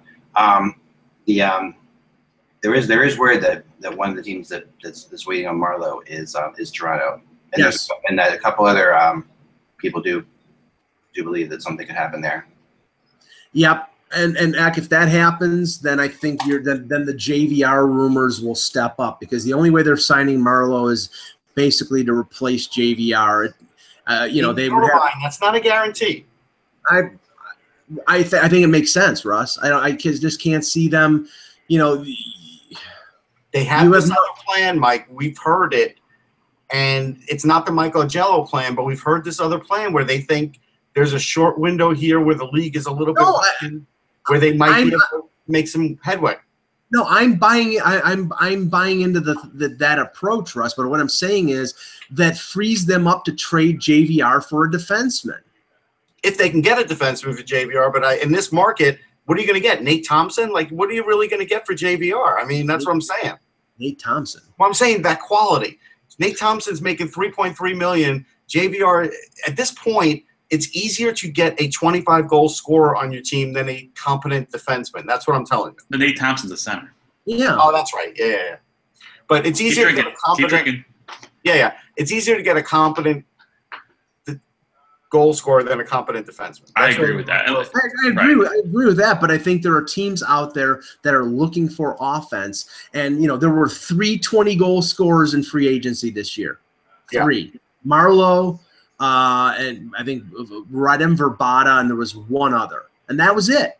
And nobody has signed him yet. That's a telltale sign. But we know the book on Radim Verbata. Radim Verbata only scores 20 goals in Arizona. But all I'm telling you is it is so much easier to get somebody in your system who might score you 20 goals than somebody in your system who might be a number 4 defenseman. So much easier. Sure. You're right. Well, yes, the value on defensemen has been elevated, but I'm saying right now that if the Leafs go out and sign Patrick Marleau for, say, 3 years at $6 million, something like that, or $5 million or whatever, and they cap-wise, they're going to move JVR because they have Komarov, they have Hyman, they have Matt Martin. There's no room. Okay. Unless Patrick Marleau is moving. Okay, but let's be real here. Push comes to shove. If they want to be a contending team, then Hyman might take a seat. Did you guys see the Cam Fowler deal? No. Was it announced? Cam Fowler, 8-year extension, 6.5 per. That's good. Now that's okay. Here you go. Cam Fowler. It's a better deal than Vlasic. He gets less than Vlasic.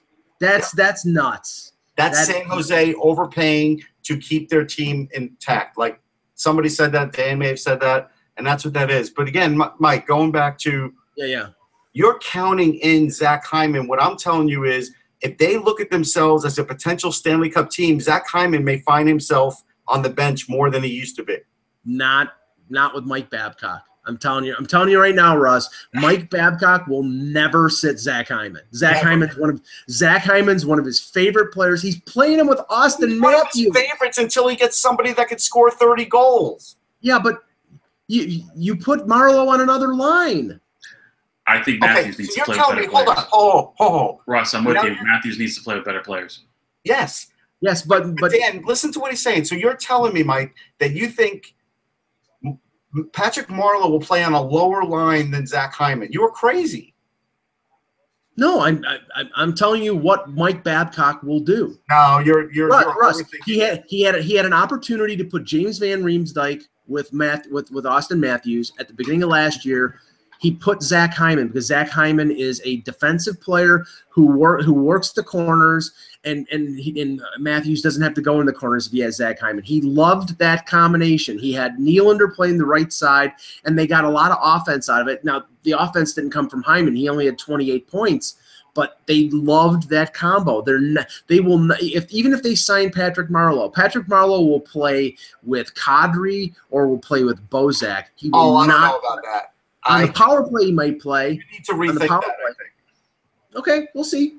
I think it's not going to matter because I think Marleau is still going to sign in San Jose. But I'm saying if he doesn't, just think about what you're saying. Patrick Marleau, even at this age, the skill level kills what Zach Hyman does. I don't care. I'm not disputing that. I'm not disputing that at all. What I'm saying is Babcock wanted to diversify his offense. He had a 3-line offensive that's all attack. He had to work with last year. That's all he had. Well, I still think he's going to do it. Even if he adds Marleau, he's going to have Marleau on a different line to have more depth of offense.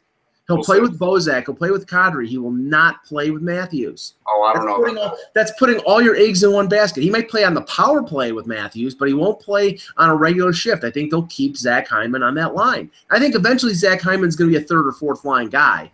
Eventually, Matthews will outgrow him. It's going to come up in negotiations, and Matthews outgrew him at the All-Star break. Yeah, But he still played with them. But that's the point. He still played with them. Here's the funny thing: if you're trying to tell me negotiations that the Leafs were going to tell Patrick Marleau, "Hey, we're going to put you on a second line. You're not going to play with Matthews." He's not signing with them.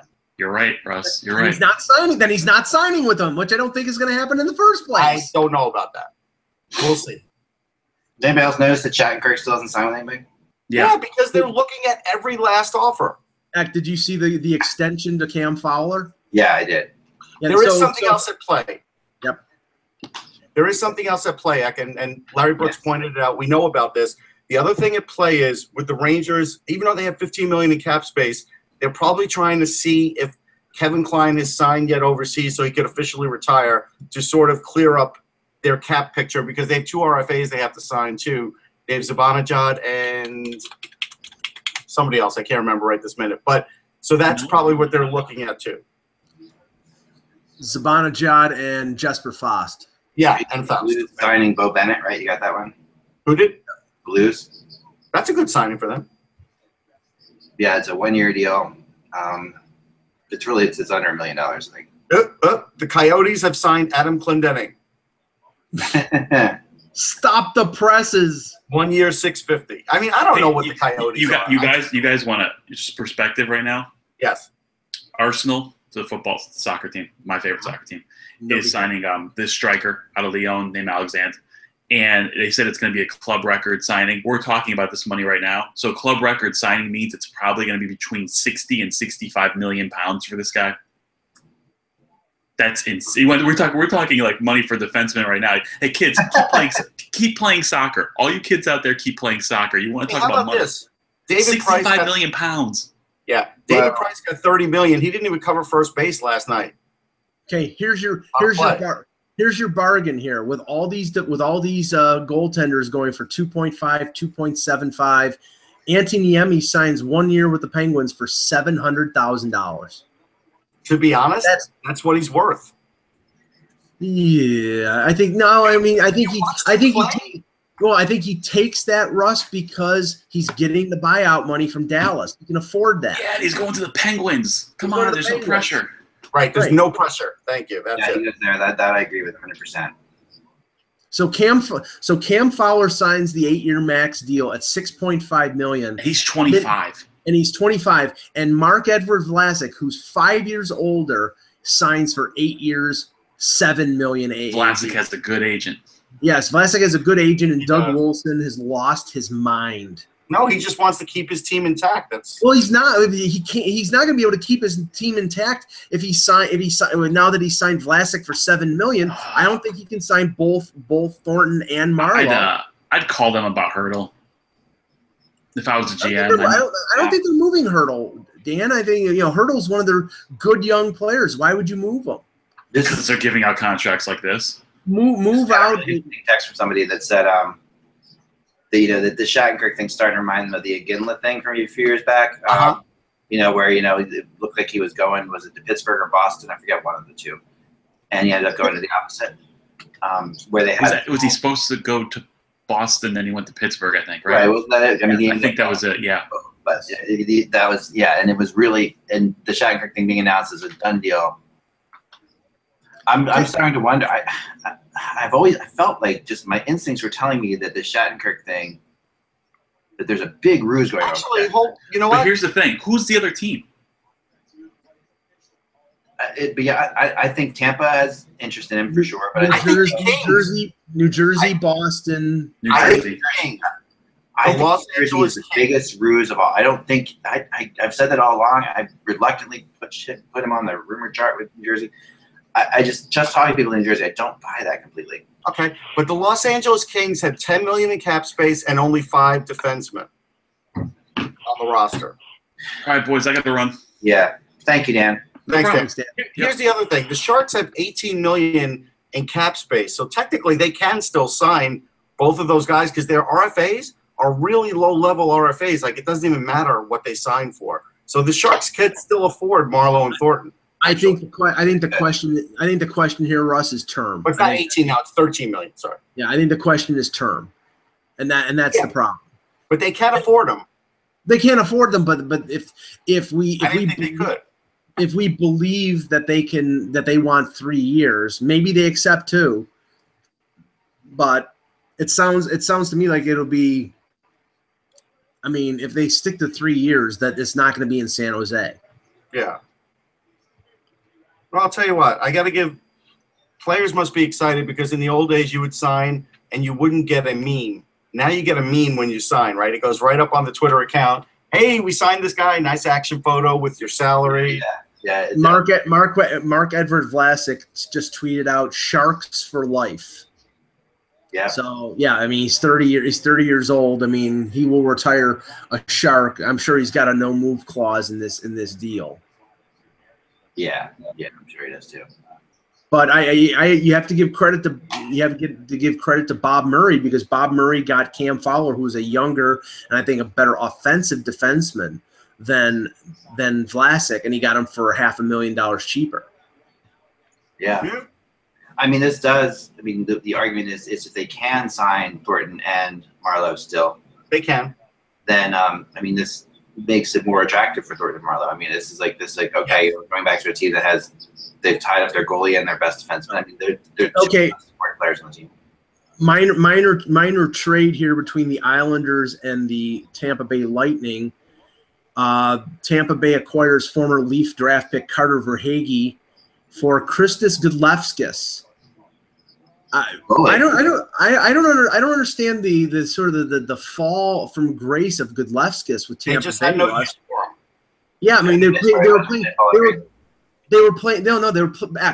a 34-year-old goaltender in the Calder Cup playoffs, and everybody thought it was because they didn't want to lose Gudlevskis in the expansion draft, and now they trade him for a guy in Carter Verhaeghe who really I think is going to be a career minor leaguer. He was a 3rd-round pick of the Leafs, and he never really did anything with them. And never hasn't done anything much with the Islanders. So. Yeah, I mean, I think Gudlevskis is maybe he projects as an NHL backup. Mm-hmm. Yeah, it's an upgrade over Verhaeghe because I think Verhaeghe is basically an AHL center. Yeah. Yeah. I agree. All right. Well, Tyler Randall signs a 2-year deal with the Ottawa Senators. Okay, I'll admit it. I don't know Tyler Randall. It was a Bruins minor leaguer. Don't even know. There's a guy. Ryan Murphy be moved from Columbus for Galchenyuk. Someone brought that up to me today too. Ryan Murray. Yeah. Yeah. Ryan Murray. Yeah. Yeah, I think that's totally feasible. I mean, that's there's a couple of Tanev is another one who could go for Galchenyuk. There's certainly that would be Vancouver if Vancouver wanted to make that move. If Montreal acquires another defenseman, that definitely tells you that Markov is out of the picture. I mean, Tanev can go a number of places. I mean, you reported earlier about JVR Tanev trade, which I think would make a bit of sense in the fact that Vancouver seems to be going for it, which is dumb, but they're going for it because their ownership is the edict from their ownership. The Connor Brown, I would be absolutely stunned if the Leafs traded Connor Brown. You do not trade Babcock favorites. Connor Brown and Zach Hyman are Babcock favorites. But again, I mean, Tanev is arguably better than Hamonic. Nah, not really. All right, we do have a signing. Ryan Murphy did sign a deal with Minnesota for 1 year, $700 for the NHL, $350 for the AHL. Okay. Tanev is not as durable as Hamonic. Tanev has had injury problems over the last couple of years. I think one of them was a concussion, so that's an area where I think Tanev is a good defenseman. He's mobile, but there are durability question marks with him that I think mitigate his value as a trade option. All right, here's another deal. So Bob McKenzie reported that Paul Postma is going to Boston, 1 year, $725. I'm just telling you, these deals, these low-level deals are just everywhere now. Yeah. Well, that's what we're going to see a ton of. I mean, there are a lot of players that don't have contracts. I mean, there's right. I mean, Paul Postma is basically, you know what he is, Russ? He's an eighth defenseman. Yeah. He's a guy who sits in the press box, and when somebody gets hurt, he'll be the guy to play. Hey, sitting in the press box in Boston is fine because have you ever seen the cakes that they serve there? I mean, no, but I would get so fat if I was a reporter in Boston. Oh, they're unbelievable. I don't know how Ty stays so skinny. I don't either. He's like the Keebler elf. I don't know how he does it. Ty is just small in general, you know. He's just, yeah. Okay, Bob McKenzie reports Mike Camilleri's 1-year deal with LA is a base salary of $1 million. He got the Patrick Sharp deal, a base salary of $1 million with bonus options. Matt Duchene has just sent a tweet out, by the way. This keeping track at home. Happy 150, Canada. Couldn't be more lucky or more proud to be from the Great White North. That's all he said. That's it. Okay. Well, you know what? He's never going to change. He will still be Canadian at the end of his day. Can I ask? I think that's part of the deal, though. If he goes to he's got to change citizenship. Isn't that part of the deal? No. Can I ask an open question here? Does Jerome McGinley or Shane Doan get a bite now? And Jaromir Jagr, do any of these 40+ guys get a bite from anyone? I still want to invite Jaromir Jagr onto the show. Call into the show. We'd like to interview you. I don't think any of them get a bite today. No. I'd say McGinley and Jagr will find homes. I'm not so sure.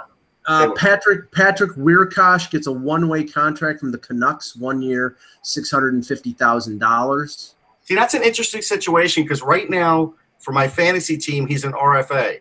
And I wasn't going to re-sign him because I didn't think he could get an NHL deal. Now he's got an NHL deal. I have to reconsider that as a GM. Money breakdown on the Dan Girardi deal per Pierre LeBrun, 3.25 first year, 2.75 second year. Yeah. And the Flyers did sign Mike Vecchione to a 2-year deal, like $900K per. That's a good signing. Still, ironically, the Flyers are also kicking tires on Yakubov. So, okay. All these numbers that have come out, Russ, and the only contract that's out there that we haven't heard monetary numbers on is Ron Hainsey. It's like I did see it somewhere. No, but that was just 3.25 was a guess. Yeah. I thought I saw actually numbers on that. No, I didn't see actual.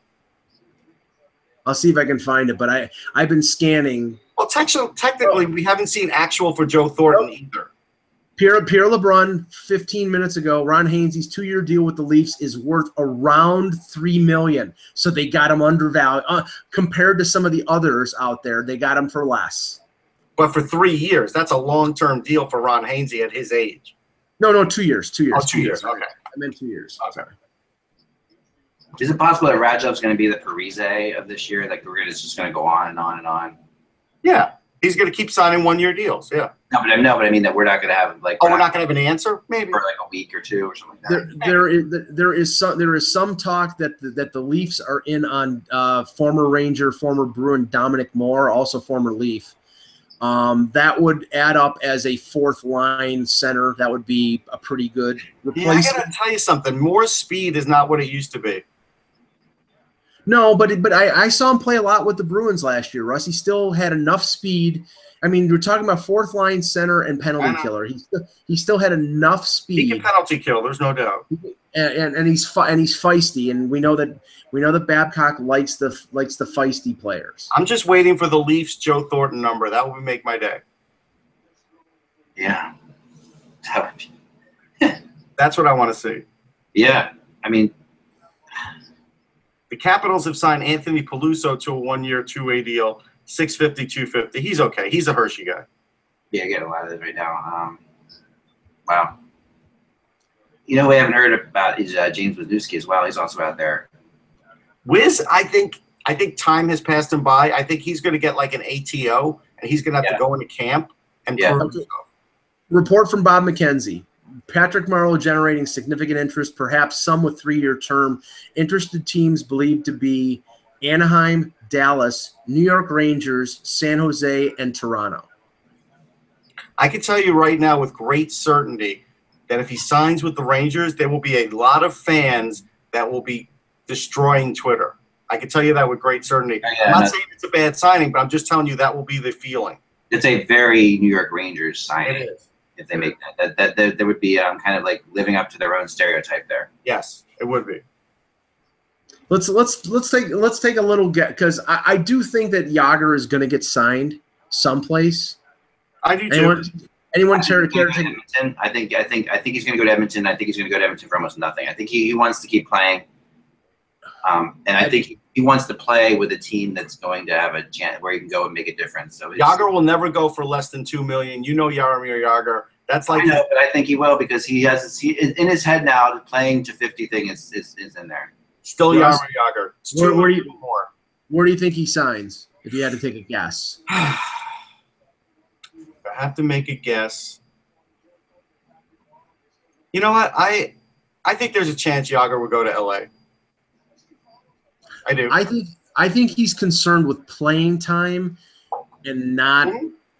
So I think he's going to Vegas. Don't say he's not concerned with money. This is Jaromir Jagr we're talking. No, I think he's going to Vegas because he'll get playing time there, and they could pay him. I don't know if McPhee wants him, because the last time wasn't he with Washington when McPhee was there?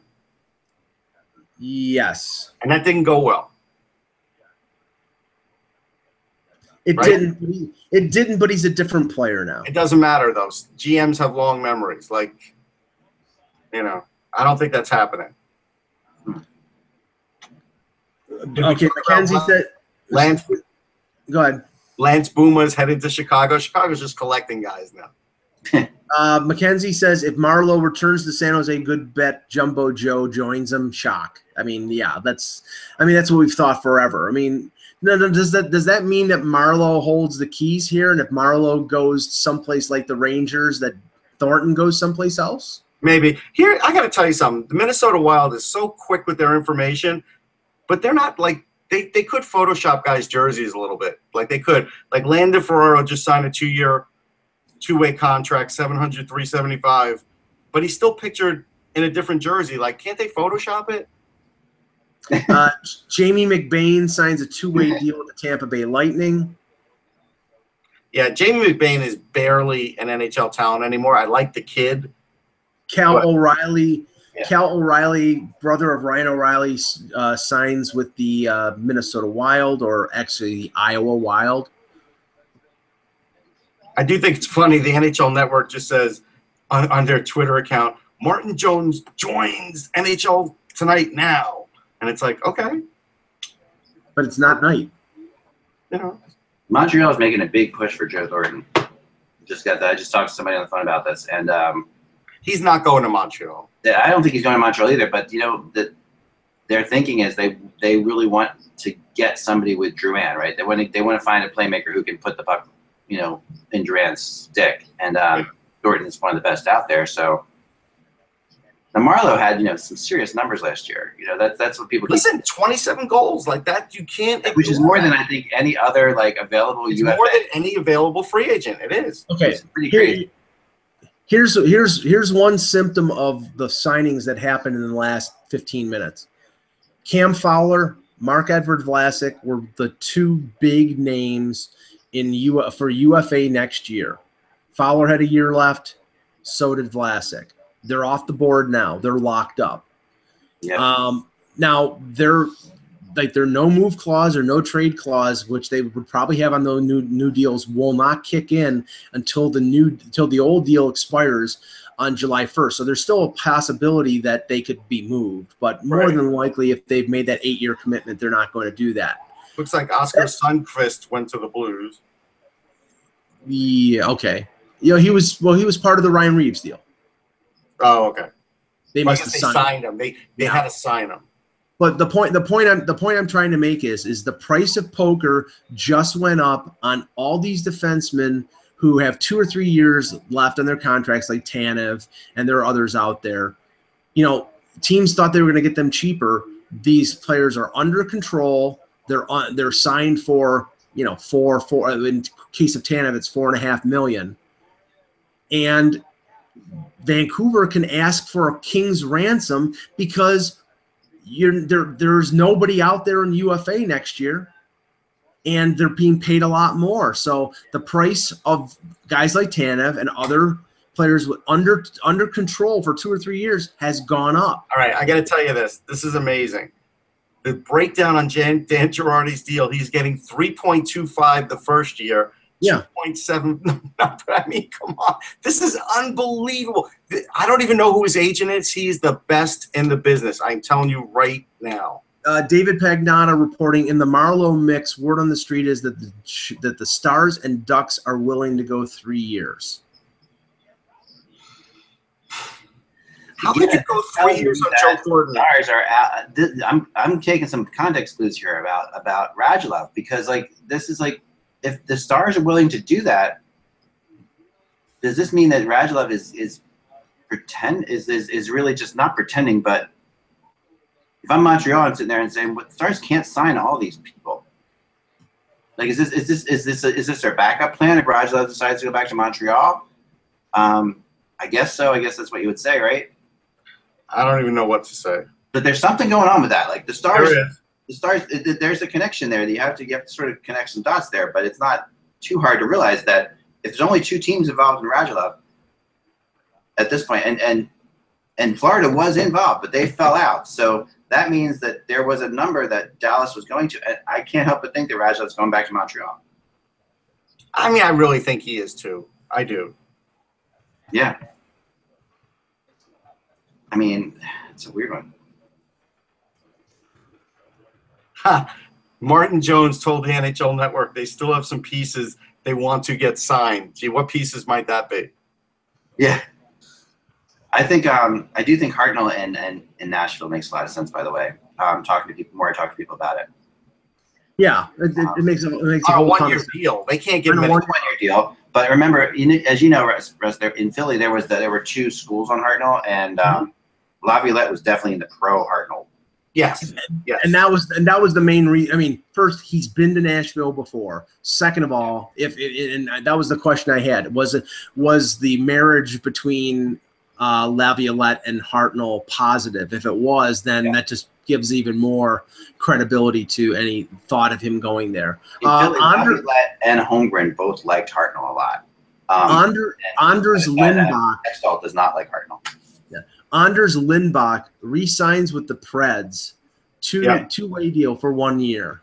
You know, this is the thing. I was surprised yesterday when we reported that the Preds walked away from Marek Manzanek, and nobody signed him. Like me personally, I would have signed him over Pavelec as the Rangers, but you know.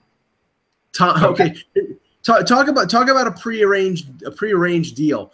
I'm pretty sure that Thomas McCollum was traded from Detroit to Calgary, so Calgary had a goaltender that they could expose in the expansion draft, Russ. Mm-hmm. Now Thomas McCollum has been traded from Calgary to Detroit for unconditional draft pick. They're just getting him back, but McCollum unfortunately has been a disappointment. Like that, there's no way around it. Devils fans are not happy about the Bo Bennett. Getting a lot of texts about that. It's interesting. About Bo Bennett being signed away? Yeah, they're not happy that they let Bennett go. But he was injured again last year. He's been hurt a lot, but I think they've been working on, they've been hoping for him to be more than he was, obviously.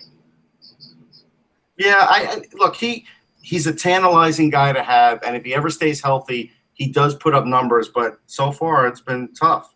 Yeah. Yeah. Our KHL reporter, Avis Kalinins, is saying that Radulov is looking for a 5-year deal. Right. The Kings do sign Cal Peterson on a 2-year entry-level deal. So they've got potentially their goalie of the future. Yeah, that's fantastic for them. Like I watched him in the East Regional. Hold on. I mean, Cal Peterson can play. I mean, I believe he won the Richter Award, and he is a heck of a goalie. He's pretty smart, and he's pretty laid back. He was really – I mean, he was the reason Notre Dame was there, the biggest reason. I mean, look, Anders Bork is a heck of a player too, but without Cal Peterson, Notre Dame didn't get that far. So that's a hell of a deal. And Christian Folan, former Minnesota Wild defenseman, signs a 1-year deal with the Kings. So there's your 6th defenseman there, Russ. Yeah. Yeah, for Christian Folan can still play a little bit, but he is unproven. So maybe he is the 6th. Maybe. But Christian Folan doesn't cost much. So they still could get Shattenkirk too. Ron Hainsey it was $3 million on the button, 2 years at $3 million per. That's based on some of the other signings. That's reasonable. Now he is 30. He is 36, going on 37, but he didn't show any signs. And players that old can lose it real quickly, but he didn't show any signs of losing it in the playoffs. So I think that's a pretty good signing. But again, cautionary tale here. I know what Russ is saying, but I know the Leafs. He's a bottom pairing guy. He's going to play on the bottom. The Leafs are now making this other move. Sometimes you have a hard time progressing when the team is progressing, and so now if the Leafs add more talent, then that's going to shake up what you have known to be the norm for the Leafs. Sure, but I'm saying as is right now, Russ, he's a bottom pairing guy. He's the Matt Hunwick replacement. That's what he is. I mean, maybe. Okay, we'll see. Most likely, but maybe. We'll see. I think that's fine. I think that's true. Let's see here. It's true, Eck, until he comes into camp, but if he looks better than other players they had, then it might not be true. Yeah, you're right. While the Preds keep adding goaltenders, they've just signed Matt O'Connor to a 1-year deal. Matt O'Connor, unfortunately, had that bad goal against him, and a lot of people hold it against him. I give him credit for staying with it. He's not a bad goalie. I just don't know if he's an NHL goalie. Ryan Miller's deal with the Ducks, according to a report out of a Vancouver radio station, is 2 years. See, I'm telling you. If it's 2 years and $2 million, Russ, he is not a backup. Ryan Miller did not take that deal. We'll see. This will be talking points for all summer, Russ. Yeah. Shattenkirk has been changed to the Rangers on Wikipedia. Just throwing it out there. Yeah, Wikipedia. Yeah, don't buy into that, because I could change it to the Rangers on Wikipedia. Yeah, no, I know that. I'm just kidding. I know. Not right at all. There's nothing. Ranger fans do this every year. They put a guy on Wikipedia. Oh yeah. No, it's typical. Every year. Yeah. There's no doubt. It's wow. There's a lot. There's still a lot to be done. I mean, we had that initial flurry, but the big, to me, the big players of today are still out there. Like you know as well as I do, Eck, that it's going to be as soon as we sign off. I know. I'm like, I partially have to do that soon because I have to make some more phone calls and get in. But I know that the second week, Radulov and Shattenkirk are going to go, right? So. But those are the two to me that were the biggest to look at today. And Matt Duchene's not getting traded. He's not. Eventually he is. I don't know. Someday, but not today. Brother. Okay, here you go. Bob McKenzie. Ryan Miller's term is 2 years at $2 million per. Yeah, he's not there to be a backup. He's there to be a his 2-year contract with the ABA of $3 million. Right, $3 million. We just said. Yep. Okay, you got that. Yeah, which is pretty good. Like I said, I think that's a decent deal. It is a decent deal. That's a decent deal. Oh man. Kenny Agostino signs a 1-year deal with the Bruins. Yeah, we knew that yesterday. Right, it was just confirmed. Yep. That's a good signing. Like I said, he's a really solid college player, terrific AHL player. I think he was the MVP this year. He hasn't been able to make the jump, but the Bruins have been very good with their system, bringing up players like him who have a little bit of a power game and being able to fit them in. So I think with the Bruins, he'll get a good shot. He might not be a regular, though. Yeah.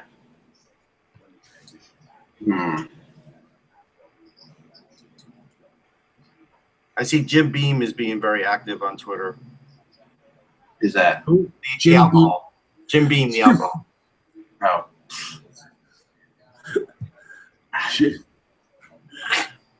Who's that? He signed a 1-year deal, Jim Beam. I'll see him later on tonight at the bar. Yeah, Jim Beam got traded for Jack Daniels. I think that's a good sign. All right, we're going to go with this for now. We might jump back on, though, guys, later on to see what's happening. We're going to definitely be still working the phones and working everything in the text chair. I reached out to Jagr. He hasn't answered yet. So Okay. He's with Jim Beam right now. he could be. There you go. It's possible. So there's a lot of players still out there. Of course, Rabada still not signed anywhere. Parento is still out there. All right, wait, hold on. All right. No, this is old. Never mind. Keep going. Okay. And Galchenyuk and Duchene are still members of their current teams. So we have a lot. So basically, we've had a lot of little things happen, but we have big things still to come. So keep up with us this afternoon. Kevin Shattenkirk still sitting in his agent's office with a golf shirt, not sure what he's doing. Deciding what to do, and it's kind of just, I don't know. It's getting a little funky because it's like the longer a player is deciding what to do, after a deal is announced that it sounds like he's going to the Rangers. The longer that he's deciding what to do, you start to think Something else is happening. Yeah. And Andrew McDonald is still a flyer for all the people that said he was definitely getting traded. He didn't get traded. I don't think he can trade Andrew McDonald. All right, guys, so we'll be back again. But thanks for us and Mike and Dan and Peter and everybody else out there. And we'll be back soon. Just on the website. We're not going anywhere right there. So I'm going to be on the free agency tracker all day and all night until we get I'll be on lunch. Remember that the buzz is just hockey. We will talk to you soon.